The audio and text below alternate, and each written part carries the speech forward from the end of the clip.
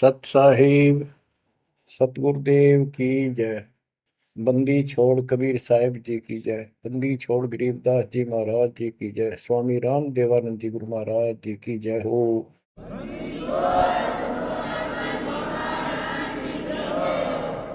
सर्व संतों की जय, सर्व भक्तों की जय, धर्मी पुरुषों की जय। श्री काशी धाम की जय, श्री सुडानी धाम की जय, श्री क्रोथा धाम की जय, श्री बरवाड़ा धाम की जय। सत साहिब गरीब नमो नमो सत पुरुष को नमस्कार गो की नहीं। सुर नर मुनि जन साधु संतों सर्वस दीन। सतगुरु साहिब संत सब दंडोतम प्रणाम। आगे पीछे मत हुए तिनको कुर्बान। बच्चों, धन्य है आपके माता पिता जिससे जन्म हुआ। धन्य है आपके पिछले जन्मों की भक्ति और संयम। उसी के परिणाम स्वरूप आज आप परमात्मा की शरण में आए हो। लख वर्ष सूराजूद ही लख वर्षा मध्य लख वर्ती जहान में तो सतगुरु से मांगे। भावार्थ है कि आप इतने अच्छे धर्म कर्म वाले व्यक्ति रहे हो, लेकिन मोक्ष नहीं मिला। मोक्ष न मिलने का कारण परमात्मा पे अविश्वास रहा। जिस भी धर्म जब जाति के अंदर हम जन्मे, हम उन्हीं क्रियाओं को उत्तम मानते रहे। परमात्मा के ज्ञान से प्रेरित होकर कुछ दिन भक्ति जरूर की, लेकिन एक से अनेक अधिक नहीं थे हम, फिर हम रह जाते थे। लेकिन ये परमात्मा हमारे पिता हैं कबीर साहब, हमारे सच्चे साक्षी हैं, हमारे एकमात्र हितैषी हैं इन काल के 21 ब्रह्मांड रूपी नरक में। बच्चों, आज कबीर साहब कहते हैं झूठे सुख को सुख कहे ये मान रहा मनमोद, ये सकल कभी ना काल का कुछ मुख में कुछ क्रोध। हम इस झूठे सुख को सुख मान रहे हैं। थोड़ा सा धन हो गया, कार कोठी होगी, बेटा बेटी होगी, और फिर सारा दिन बकवादों से अतिरिक्त कुछ नहीं सोचता। धन जोड़ लो, हेरा फेरी कर लो, और अधिक पैसा हो जाता है, राजनीति में आ जाओ, यानी मई माँ की भूख बनी रहती है। और ये हमारे जन्म मरण का मुख्य कारण है। जैसे आप धर्मदास जी के प्रसंग में सुन रहे हो, कितनी तड़प थी, कितना धन था, लेकिन कुछ भी बन ले, राजा बन ले, महाराजा बन ले, सेठ बन ले, और कहे गरीब निर्धन बन। अब निर्धन को तो वैसे संतुष्टि नहीं, वो चाहता धन चाहिए। धन है तो सुख है। जिसका संतान नहीं है वो चाहता संतान है तो सुख है। कोई चाहता है मेरा सेठ धनवाला सोचता है कि मुझे कोई सुख नहीं। सुख तो इन राज्य महाराजों को होता है। राज्य महाराजों को सपने में भी सुख नहीं होता। बच्चों, यह बात जिस दिन आपके हृदय में बैठ जाएगी कि ये सुख है ही नहीं, रात को भी नींद नहीं आती इन राजाओं को, नेताओं को। लेकिन कुछ दिन कमांड चलती है इनकी, इसी में फूले रहते हैं। फिर ये भी सोचते हैं कि स्वर्ग में सुख होगा। स्वर्ग के राजा इंद्र, वो भी महादुखी, 24 घंटे टेंशन रहती है, कोई तप करता है और तेरे इस राज ने छीन ना ले। स्वर्ग का राजा नीचे यज्ञ करके या तप करके बनता है, और उसमें एक शर्त होती है कि तेरे शासन के दौरान, तेरे शासन काल में यदि कोई पृथ्वी पर ऐसा तप कर लेगा जो खंड ना हो, कुछ समय निर्धारित है, और 100 अश्वमेध यज्ञ निर्बाध कर गया, तो तेरी पदवी को छीन लिया जाएगा, उसको ये पद दिया जाएगा। तो बच्चों, उस राज को बनाए रखने के लिए इंद्र कति हद भी पार कर देता है, अति कर देता है। इज्जत बेइज्जती का सवाल भी नहीं रहता। एक प्रसंग आता है, मार्कंडे गोसाई तपस्या कर रहे थे बंगाल की खाड़ी में। इंद्र को पता चला कि एक साधक मार्कंडे बहुत जबरदस्त तप कर रहा है और कुछ दिनों में उसका तप संपूर्ण होने वाला है। और तेरी गद्दी जाएगी। उसने अपने देवता गुप्त रूप में गुप्तचर छोड़े होते हैं। इंद्र ने अपनी पत्नी भेजी उसका धर्म खंड करने के लिए। कति अंत हो जाता है आदमी जब अपनी पत्नी को पर पुरुष के पास भेजता है, यह कति गिरावट की अंत आ जाता है। इतना जलील होना पड़ता है इस राज्य को बनाए रखने में, और वो भी हार जाती है।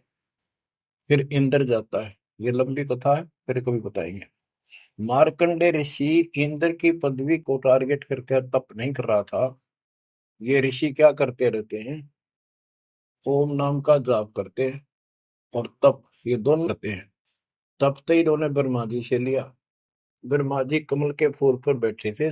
जब वो होश में आए, कमल जल पे होता कमल का फूल, सब जगह जल ही जल था। आकाशवाणी हुई कि तप करो। यह आकाशवाणी उसने भगवान की मानी। 1000 वर्ष तप किया। फिर आकाशवाणी हुई सृष्टि रचो, यानी जीव उत्पत्ति करो। तो कहने का भाव ये है बच्चों, फिर बाद में इनको वेद मिले, ब्रह्मा ने वेद पढ़े। ये सारे ब्राह्मण ब्रह्मा की संतान है। इनका सबका गुरु ब्रह्मा जी है। ब्रह्मा जी ने इनको बताया ओम नाम का जाप वेद में लिखा है। बच्चों, ब्रह्मा जी ने वेदों को पढ़ा।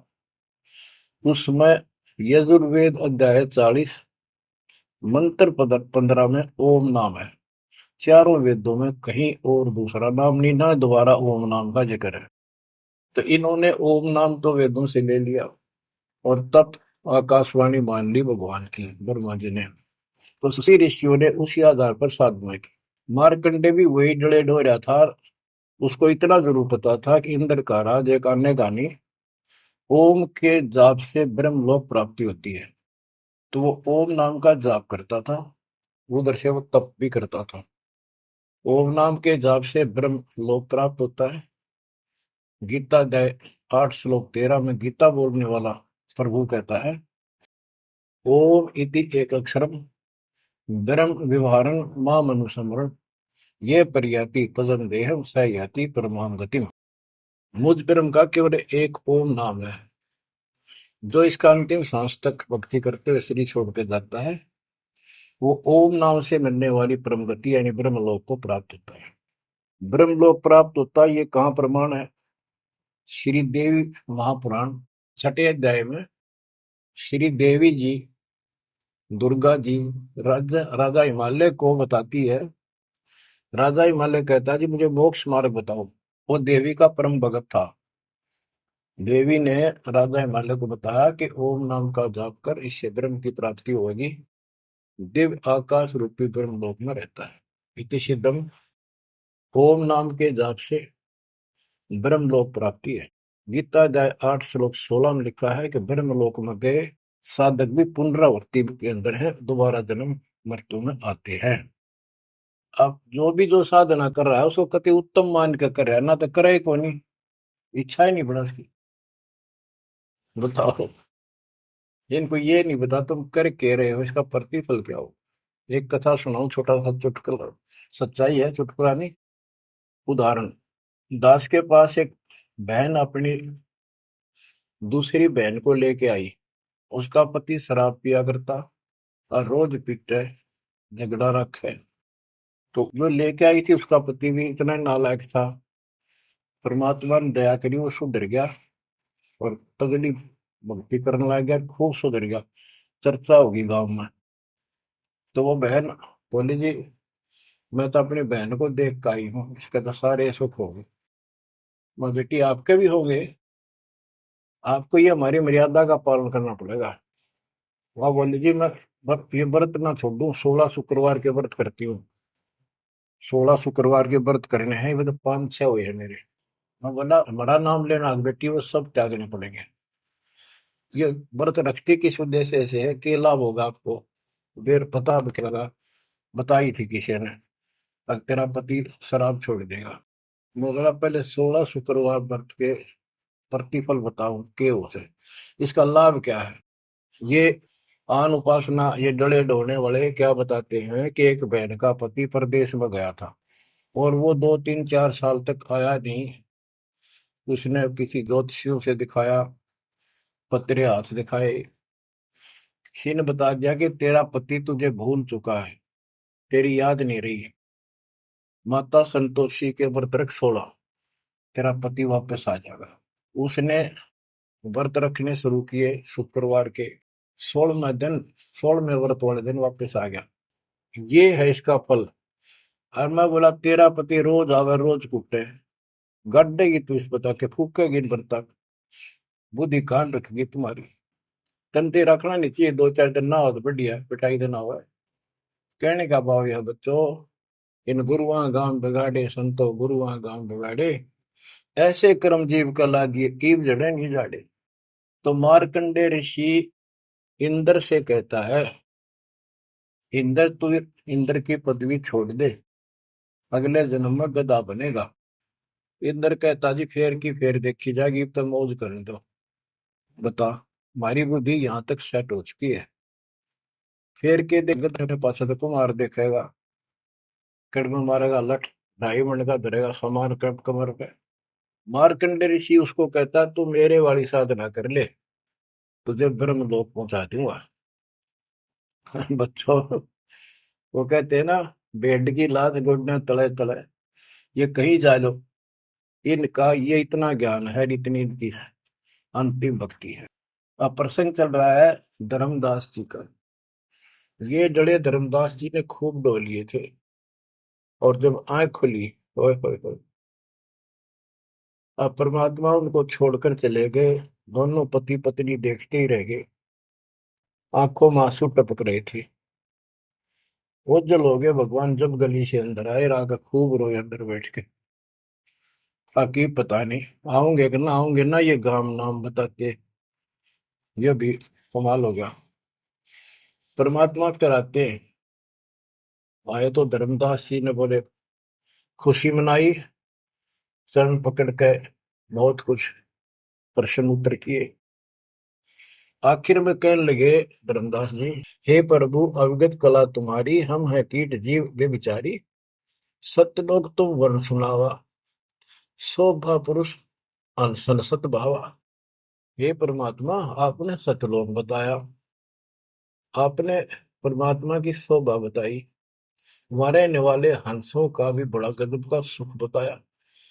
कैसे न देश राज वह आही, चित इच्छा प्रभु देखन ताई। कि वो कैसा देश है, कैसा लोक है, मेरा मन करता है उसने देखो।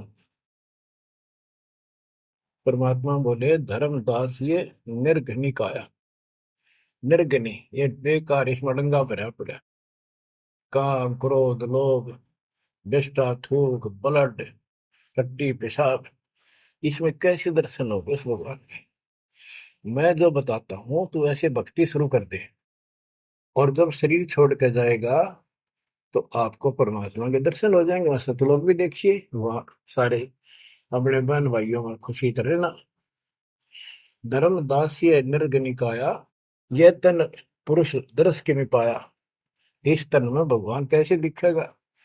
तन ठीक का जो पूरा हो भाई, सतलोक तो देखो जाए। जब ये तेरा शरीर का समय पूरा हो जाएगा जीवन, फिर इसको छोड़ के सतलोक देख लिए जाके। धर्मदास के चरण हो रहा, हे प्रभु दर्शा मिटाहो मोरा, शरण टेक प्रभु विनय हो ही, पुरुष दर्श बिन कल नहीं मोही। दोनों चरण पकड़ के धर्मदास ने बोला, ये भगवान एक में दिखा दो, मेरी यह भगवान के दर्शन की प्यास मिटा दो, उसके दर्शन बिना मुझे एक पल भी चैन नहीं होगी। परमात्मा बोले भाई मैं ही हूँ प्रभु, सारी सृष्टि का मालिक मैं हूँ, मैं आपका गुरु हूँ। दीक्षा दी धर्मदास जी को मेरे, मैं आपका गुरु हूँ, मैं आपका भगवान हूँ, मैं सतपुरुष हूँ, और मेरा ही नाम कबीर है।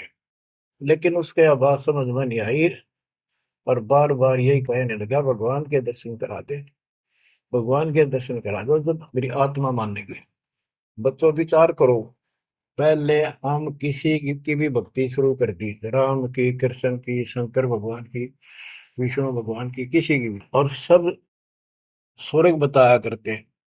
कदे मैं क्या अगला स्वर्ग दिखाओ हमने जब मानूंगा।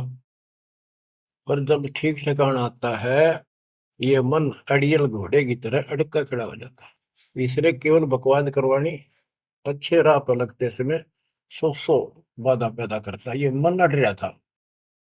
गुप्त भय प्रभु अविगत ताता, धर्मदास मुख आवन बाता। जब इतनी जिद करी परमात्मा अंतर ध्यान हो गया और धर्मदास वो खोले रह गया, ना हाँ करे ना बोले, या के बनी क्या कहने लगा, मैं मतिहीन कुमती मोहि लागा, मोहि सम कौन है जग में भागा, मैं मूर्ख प्रतीत न कीना, अस साहिब के मैं नहीं चीने। अब कौन विधि दर्शन पाऊं, दर्शन बिना मैं प्राण गवाऊं, चरणोदक बिन करुण अग्रासा, तदो शरीर कह धर्मदासा। अब क्या कहता है, मैं बड़ा निकम्मा, मैं दुष्ट आत्मा, मतिहीन, कितना मुंह ला लिया भगवान ने मेरे को, और देख मैं कितनी जिद कर गया, मेरे जैसा निर्भाग धरती पर नहीं। मैं मूर्ख, मैंने भगवान पर विश्वास ही नहीं किया। फिर वो बुरी तरह, इस मन की या गंदी आदत है। अब कौन विधि दर्शन पाऊं, दर्शन बिना मैं प्राण गवाऊं, चरणों तक बिन करो न ग्रासा, जब लगूं के चरण धोकर नहीं पी लूंगा मैं, अन्न नहीं खाऊं, तदो शरीर कह धर्मदास, नहीं तो मरूंगा। दिवस सात लग अन्न न खावा, भजन अखंड नाम लो लावा। जो नाम दिया था उसमें डट के भक्ति करता रहा, ना कुछ खाया ना पिया। सातवें दिन पर वो प्रगट दिखाए, धर्मदास पद गए उपलाए। सातवें दिन परमात्मा आए, धर्मदास ने पैर तड़फते हुए पड़े पड़े ने पैर पकड़ लिए, दृढ़ श्वासा निपट अधीरा, पड़े चरणन में अक्षीण शरीरा। शरीर बहुत कमजोर हो गया था, धरती में पड़े पड़े ने सरक के वाले के चरण पकड़ लिए, कर गए साहेब तही उठावा, शीश हाथ दे अंक मिला। परमात्मा ने उसके अपने हाथ का सहारा देकर उसको खड़ा किया और फिर अपने सीने से लगाया। धर्मदास चरणोदक लीना, चरण पखार आचमन कीना। धर्मदास ने फिर उठ के जल लाया, परमात्मा के चरण धो के पिए। परमात्मा बोले, हे धर्मदास, प्रसाद कुछ पाओ, कुछ खा लो, कर प्रसाद तो मुंह पे आओ, मेरे पास आओ फिर तो, और फिर मैं तुझे सारा ज्ञान बताऊंगा।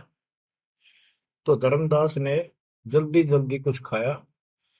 उसका ये टेंशन थी कि चले ना जा।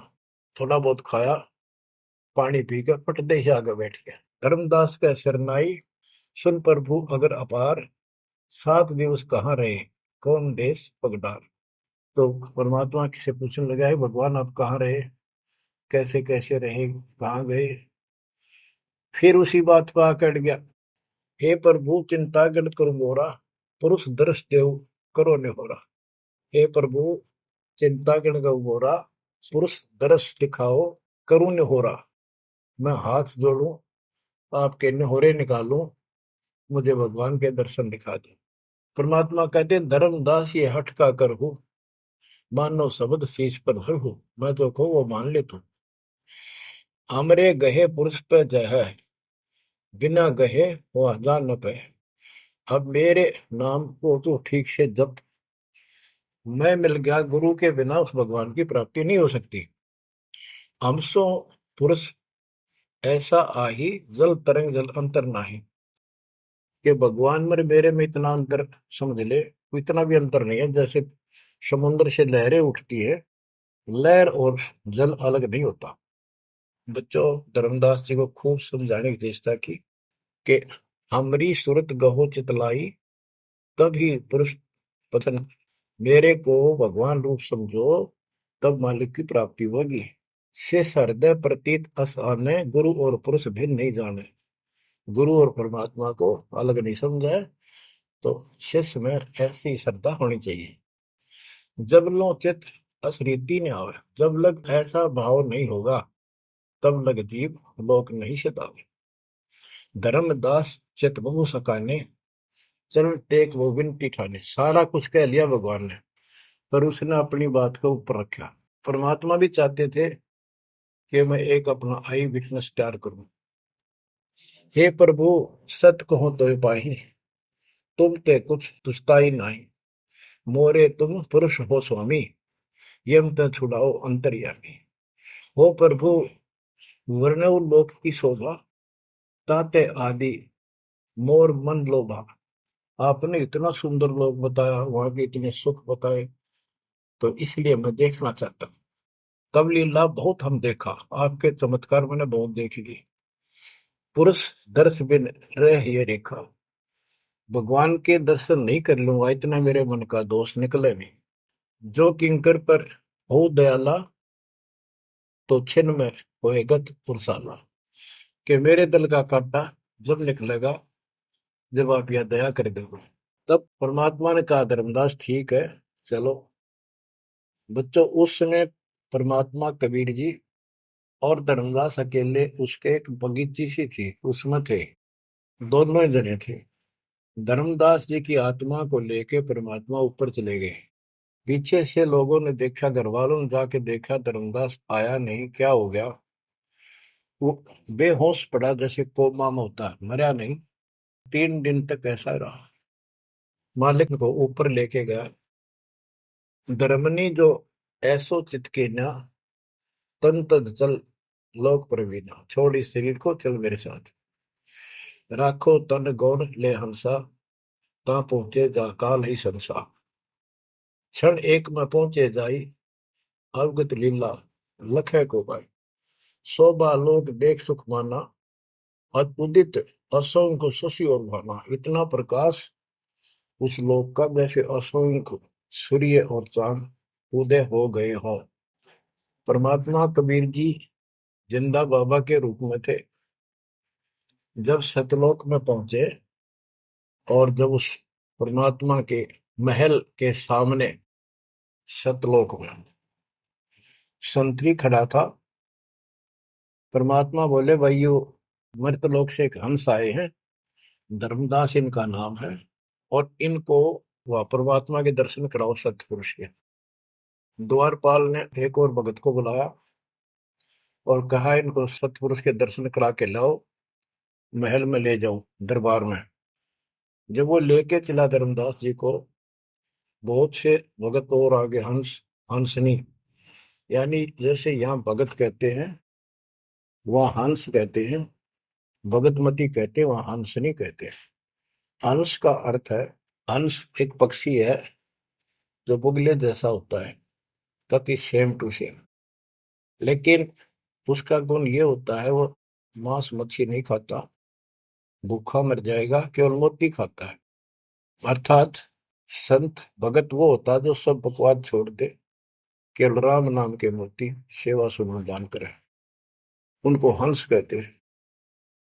तो काफी हंस इकट्ठे होकर आगे भगत और हंसनी भगतमती। बच्चों जैसे दास बताता रहता है, जो बच्चे स्कूल में सुख लेना चाहते हैं और वहां बकवादों में लगे रहते हैं, वो सदा दुखी होते हैं। अपनी पढ़ाई पूरी करके बढ़िया नौकरी मिल जाए, फिर नाचो गाओ, वहां सुख लो सारा। नाचने गाने का मतलब यहाँ पृथ्वी लोक पर रहना नहीं। भाव ये है कि जब आप सतलोक चले जाओ तो वहां मौज करियो सारी। यहाँ काहे का नाचना और कित का गाना, एक पलक में पता नहीं क्या हो जाए। तो जैसे सतलोक में दूसरे धर्म वाले कई कहते हैं, तो सतलोक की महिमा बताते हैं कि सतलोक में प्रकाश ही प्रकाश है, वहां और कुछ है ही नहीं। वो आत्मा उसमें ऐसे मिल जाती है जैसे बूंद समुद्र में। ये पूरा राधा स्वामी पंथ, सच्चा सौदा वाले, सरसा वाले, गुरुदेव वाले और भी सब इस यह रटला रहे, वहां कुछ नहीं है। और आंखों देखा धर्मदास क्या बताता है, वाणी पढ़ता हूँ, ये वैसे लिखी हुई है पुराने समय की, शुद्ध नहीं है इतनी, लेकिन अर्थ गजब का है इसका। कहते हैं, जित देखा जगमग झलका ही, देखत हर्षित भय ही भाई। धर्मदास ने जहां देखा इतनी सुंदरता प्रकाश में गजब का नूर चमक, देख देख खुश हो रहा है। द्वारपाल हंस जो रहिया, ता में एक हंस से कहिया, ए हंस तुम जाओ लिवाई, पुरुष दर्श दे आनो भाई। इसको धर्मदास को ले जाओ, परमात्मा के दर्शन करा के वापस यहीं ले आना। चले लिवाए पुरुष तब पैजा, हाँ अचानक हंस वो आए तब ही, वहां बहुत से अचानक और हंस आगे वक्त। करत कोलाहल मंगल चारा, शोभा अद्भुत अंग अपारा। ओहो, उनके जो वहां पर भगत आए और भगतनी आई, इतने गजब के सुंदर शरीर देखते ही बने। उनके गले में रत्नों की माला और जगमग दे, बहुत गजब का, बहुत सुंदर कपड़े पहन रखे, अमर चीर शोभा धर्माए। अनसन भाल शोभा के वर्णो।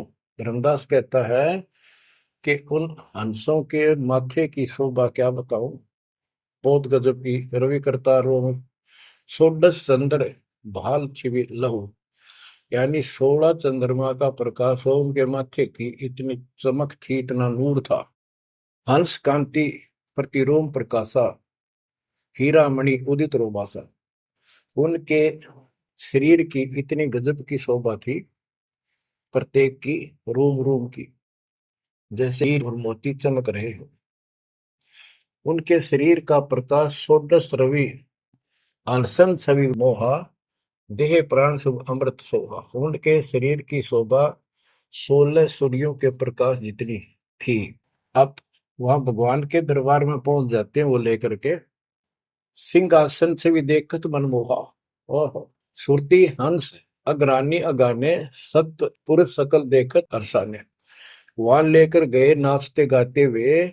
जब उसने भगवान को देखा, धर्मदास जी ने, तरह गजब का प्रकाश, एक रोम शरीर के बाल की चमक, करोड़ सूर्य करोड़ चांद मिला दे। एक रोम रवि शशि कोटि सा, एक रोम की शोभा करोड़ सूर्य और चंद्रमा जैसी। पुरुष प्रकाश सतलोक अंजोरा, ताने पहुंचे निरंजन चौरा। के उस सतलोक का इतना सुंदर प्रकाश है, वहां ऐसी व्यवस्था है कि वहां ये काल निरंजन, ये चोर नहीं जा सकता, यानी इसका वहां भय नहीं है। अब सुनो, 4-5 पंक्तियों में कमाल कर दिया।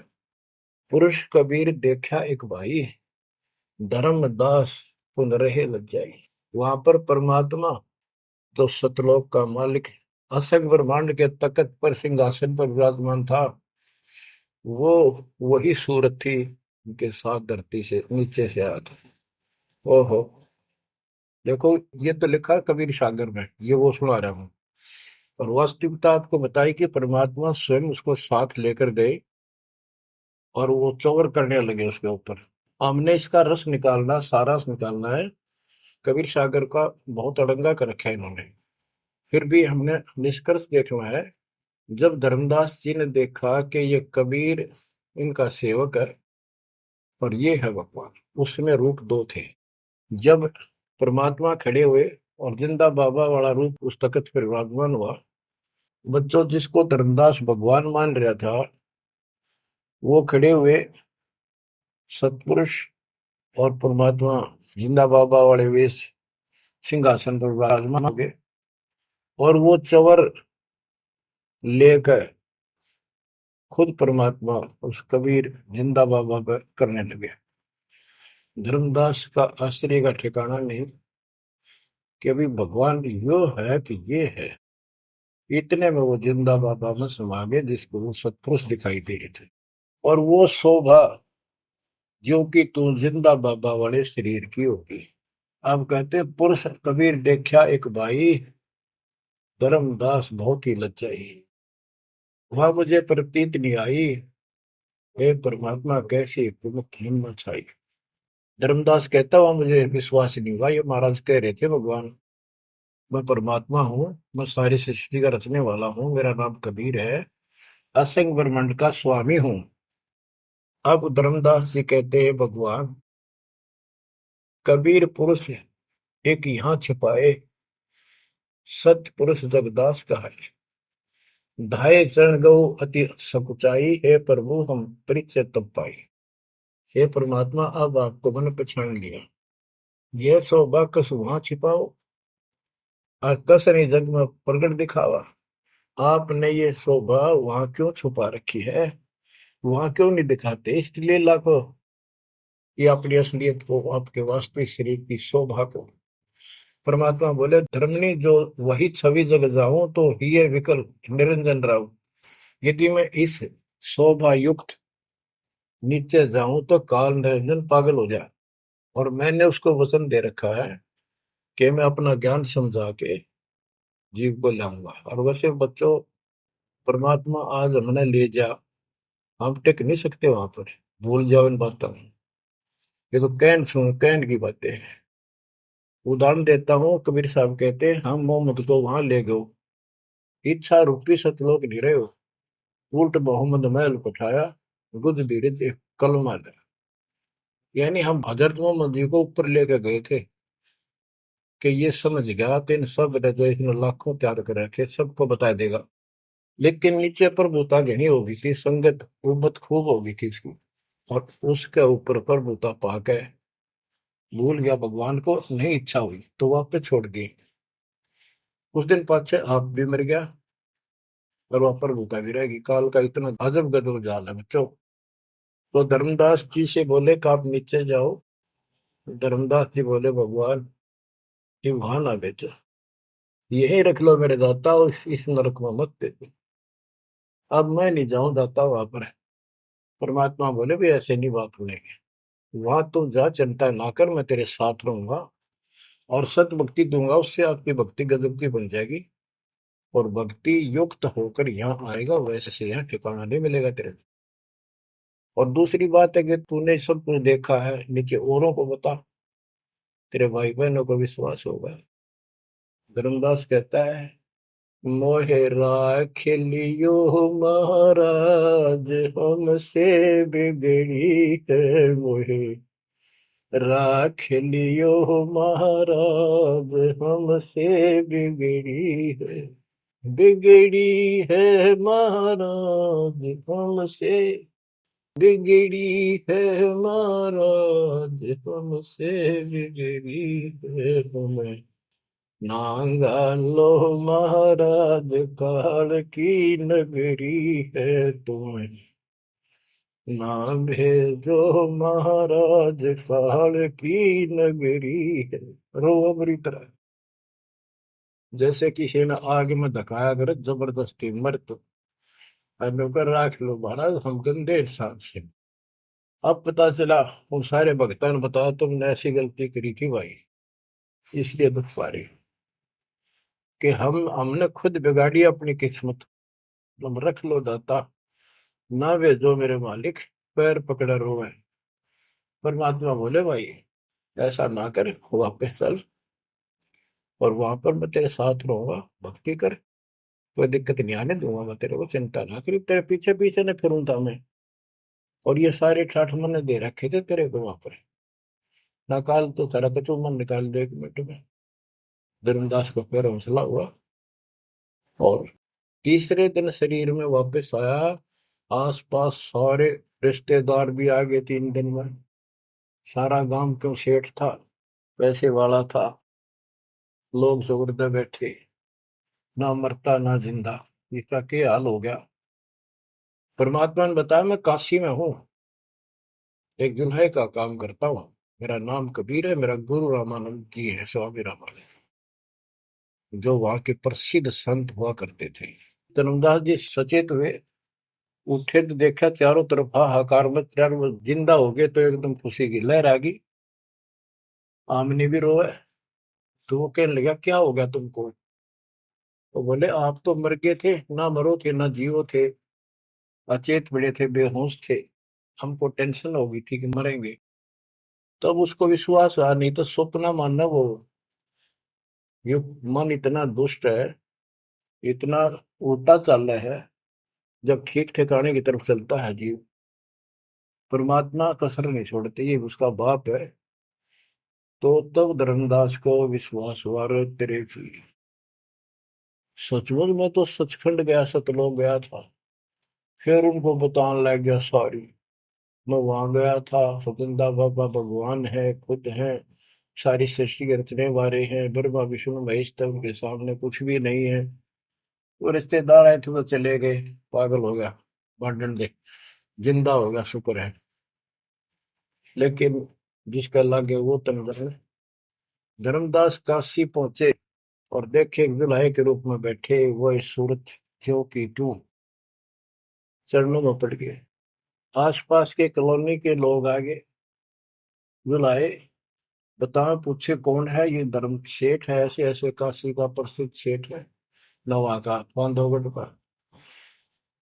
और सब नौके देख किसी पागल हो रहे लोग इस नीरू के पुत्र को भगवान मानते हैं, इनकी अकल पर पत्थर पड़ी। यानी जुलाहे भी ये बात बोले, जो देखा वो यही कहे। धर्मदास जी ने चरण पकड़ कर छोड़े नहीं, परमात्मा गलती बहुत होगी, हे दयालु माफ करो।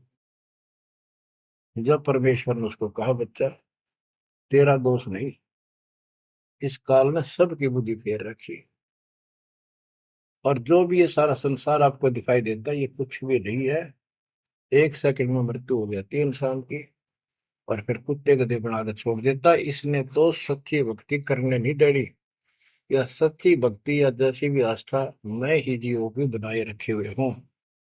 उस टाइम तो धर्मदास जी सारी मान्य था, वो बात ही नहीं रही। अब परमात्मा बोले, धर्मदास आप अपने घर जाओ, और बच्चा मैं वही आऊंगा तुम्हारे पास। धर्मदास बोला, जी आइयो, मेरा बेटे ने भी समझाइयो, और आमनी ने भी सतनाम दियो, बेटा भाई मैं आऊंगा पक्का। धर्मदास चले गए, परमात्मा वहां आमनी को नाम दिया। और धर्मदास जी बोले, जी मेरा एक पुत्र है नारायण दास, उसको भी समझाओ। धर्मदास जी ने नारायण दास बुलाया कि आजा भाई, गुरु जी आए, भगवान आ रहे हैं। बैठ गया। परमात्मा ने जो ज्ञान सुनाया उठ कर चल पड़ा। फिर बुलाए तभी नहीं आया। अगली बार भगवान ने खूब कह लिया, बुला लिया भाई, तेरे बेटे ने नाम दे दूंगा। धर्मदास गया, बेटा आजा, नारायण दास कल्याण हो जाएगा। काल के जाल में फंस गई। वो कहता, पिताजी आपकी मति मारेगी, इस जो लाए ने आपको बुद्धि भ्रष्ट कर दिया। देवताओं को छोटा बताता है ये देवताओं की निंदा करता है, मैं न इसके दर्शन भी करूं। धर्मदास ने खूब कह लिया, पर लड़का मानना नहीं। धर्मदास जी रोने लग गया, महाराज के चरणों मांग, दाता एक का पुत्र मेरा हरिकाल के मुंह में जागा, दया करो दाता, इसको शरण में ले लो दाता। हे भगवान मैं बहुत दुखी हूँ। परमात्मा बोले, बेटा मैं समझाऊं तू समझावे, और इसकी माँ समझावे, कि तुम्हारे से ज्यादा इसका हमदर्द कौन हो सकता है। जब ये आपकी नहीं मानता तो भाई इसको छोड़ दो। ये महाराज इन्हों के छेड़ा जाता है, ये महाराज समझाओ इसने।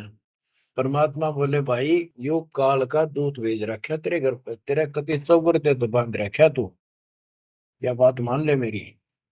अब काल का दूत का धर्मदास का दुख हुआ इस बात का। आए इकलौते पुत्र ने गुरु जी काल का दूत क्यों बता रहे हैं। परमात्मा बोले कि तेरा बेटा कहां पर है, उसको एक बार ले आया यहाँ पर। धर्मदास बोले, बेटा चल तो कुछ ना सुनिए, बैठ जाओ बस। वो आ गया।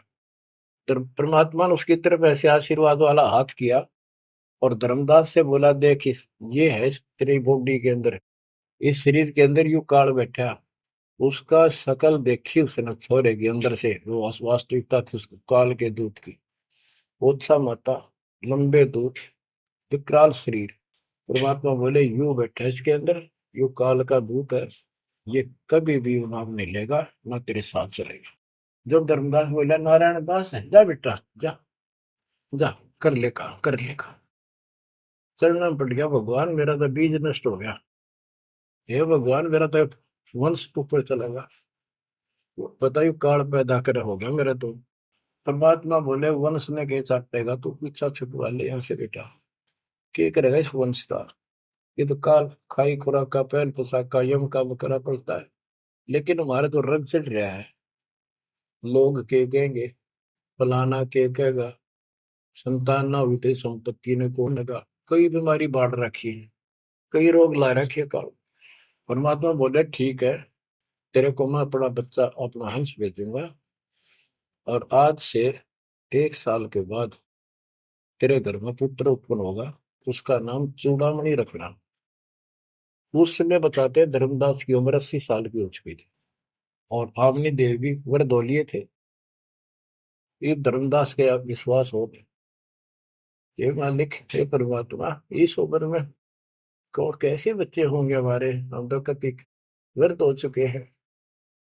तब दाता ने कहा, देख उधर देख, तेरे आंगन में एक छोटा सा बच्चा ऊपर से आया, आंगन में हाथ पैर मारे नो, एक पत्ते के ऊपर लेट गया आके, साथा आया वो पत्ता से, ये तेरे घर में 1 साल के बाद आएगा। इतने वो अंतर्धान हो गया। कुछ विश्वास कुछ अविश्वास, परमात्मा की दया हुई, आमनी को गर्भ रहा, 9वें महीने 10वें दिन बच्चा हो गया, नाम चूड़ामणि रखा। पर तू कुल की चिंता करता था, तेरा 42 पीढ़ी तक तेरा वंश चलेगा, चिंता ना कर। जब उसका दिल डटा, बच्चों गजब की बात है, तो मैं धीरे धीरे इसको पूरी सुन ली हुई कथा को, आपके बहुत से अंधेरे हट जाएंगे। अब परमात्मा ने चूड़ामणि शाना हुआ, उसको दीक्षा दी, उसी को धर्मदास जी को भी गुरु पद दे दिया था। पर बोला तो किसी ने मंत्र ना दिया, ही सारा सार नाम तक दे दिया उसको, और कसम खवा दी कि ये नाम किसी को नहीं बताएगा। जब धर्मदास डिगमग देखे तो उसके लड़के को गुरु पद दे दिया चूड़ामणि को, केवल 5 नाम, ये 7 में से 5 बीच बीच के दिए, और बेटा इसी को तू आगे देता रहना, तेरे गुरु पद दे दिया। परमात्मा की कोशिश थी, ये मंत्र करते रहेंगे, इनको मनुष्य जीवन मिलते रहेंगे, भगवान की आस्था इनमें बनी रहेगी, कुछ लाभ होते रहेंगे, और इस बिचली पीढ़ी तक जाना था उनको। लेकिन धर्मदास उसको बता दिया था कि काल मेरे नाम से 12 पंथ चलाएगा, जो सारे गलत साधना करवाएगा, और तेरे वंशज, तेरे परिवार वाले 6ठी पीढ़ी में जाके ये असली नाम भी छोड़ देंगे। एक टकसारी पंथ होगा, उसकी साधना शुरू कर देंगे, तो एक आने की नहीं होगी। जो इब सारे धर्मदास वाले दामा खेड़ा वाली गद्दी में वो टकसारी वाले की साधना चल रही है, वो 5 नाम भी गए। फिर धर्मदास रोने लग गया, ये मालिक इनका उद्धार कैसे होगा। तो बोले, मैंने कुल दिया तेरा 42 वंश, तेरे उद्धार उसका होगा जो मैं भेजूंगा, एक संत भगत अपना दास, उससे तेरे पीढ़ी वाले नाम लेंगे या सारा संसार लेगा, सबकी मुक्ति हो जाएगी। बच्चों, परमात्मा की असीम रजा है, आप ये सत्यनारायण कथा सुन रहे हो और सुनते रहो। मुश्किल से ये अमर कथा मिली है सुनने को।